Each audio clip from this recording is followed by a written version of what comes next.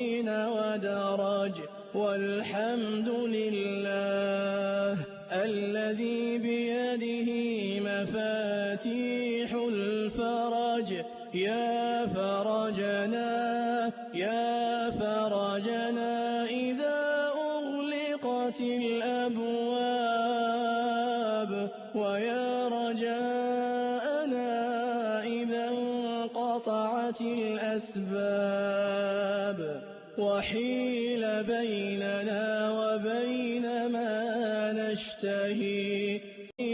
ودرج والحمد لله الذي بيده